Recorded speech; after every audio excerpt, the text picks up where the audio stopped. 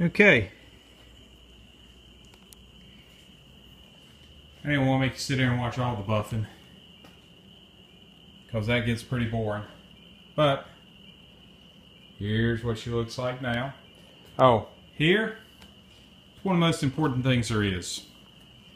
When you're trying to really get a great finish, the most important thing is clean cloths. My final wipe down cloth after a final polish and wax, I never use the same cloth twice.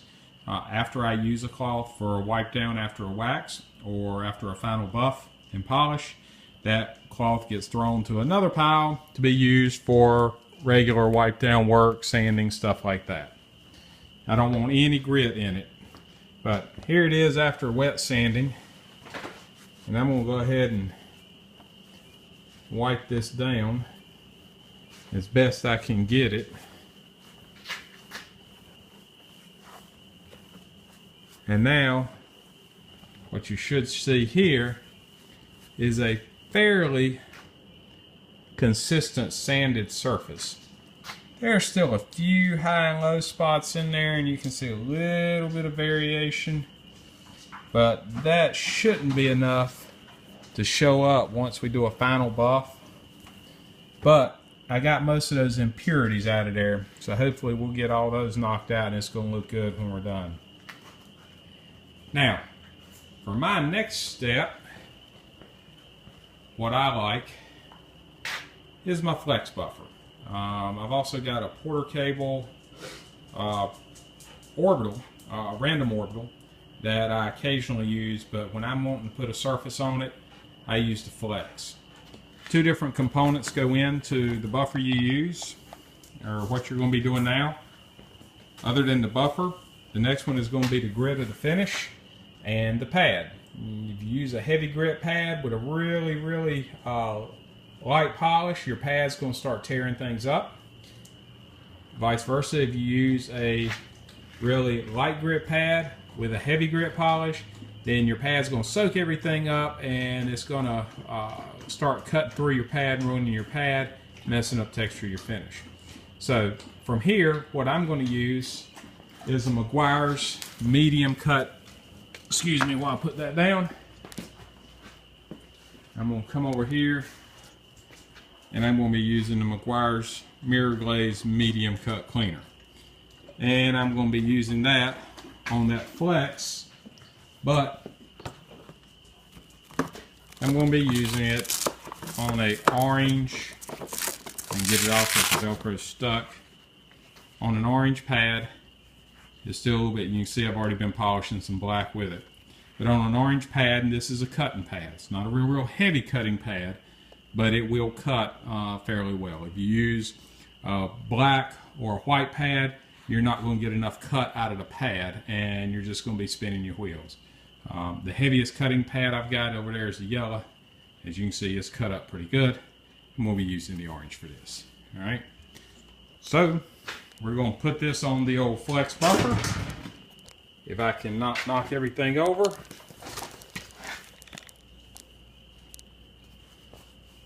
And I'm going to start doing a little buffing with the medium cut Meguiar's cleaner. This medium cut hopefully will be enough to take out these sanding marks, because this was a pretty fine paper I used. It took a long time to cut through. What you missed out on was about 15 minutes of sanding.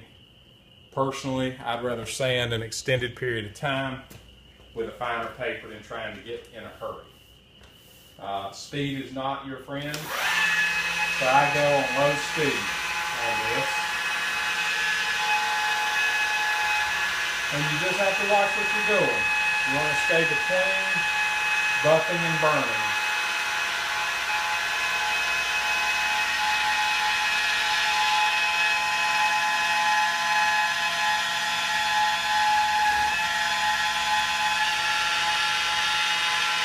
This speed, if you buff your seat, you will mess it up. So if you do buff it, get off of it quick. I don't know if I got off of it quick enough right there.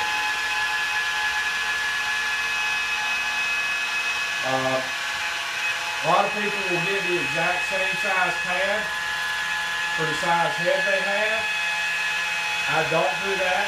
I like to get a pad that's a ½ inch bigger than whatever my backing plate is, my Velcro backing plate, because if one gets away from me, I want the pad to hit the seat more so than I want the edge of that backer pad to hit it. Because that rubber, that backer pad will do a lot of damage real fast compared to the foam of the pad. I don't get in too big of a hurry.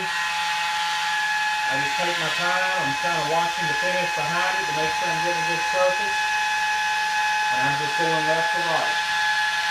And I'm going to go up and I'm going to cut that top line in half. That way I stay consistent all the way across.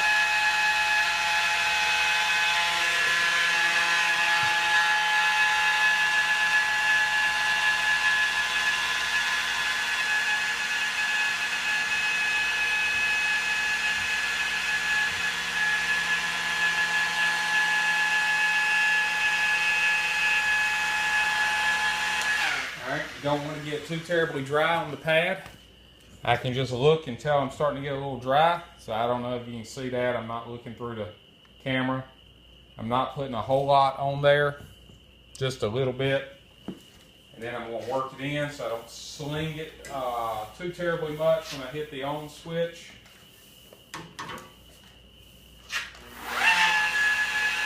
Yep, that didn't work. I still slung it a lot. Made a mess. Clean up after buffing's always a necessity.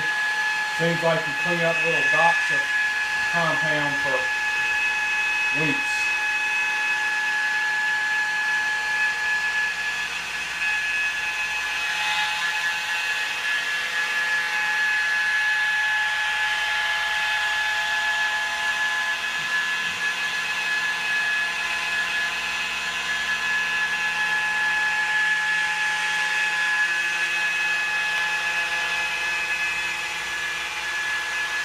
Working really close around these edges. So I don't tear up my seat back. And you don't want to leave it too much on the edges. When you get a rolled edge, that's where all the way that buffer and that pad's going to sit. And if you're going to have a burn through on your paint, that's where it's going to be first off.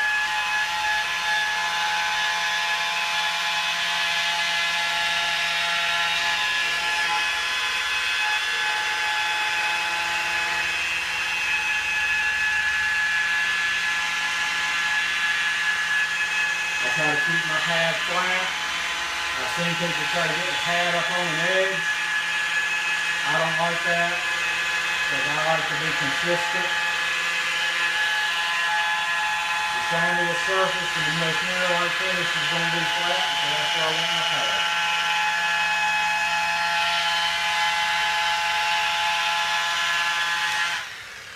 Alright. See how that went. Super clean cloth is not exactly critical right now. Low battery warning.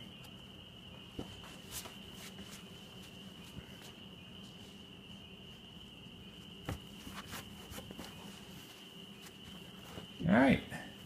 We got a few sanding marks and buffing marks and I call them tooling marks left in the surface there.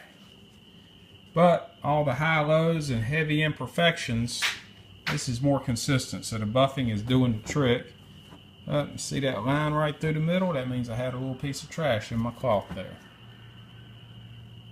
So, this is looking better. We're going to hit it again with that medium cut. Because I do have some scratches in there still left from the sanding that didn't come out. So we're going to hit it again. Probably should have started with a heavier cut other than that medium, but again I like to start as light as I can.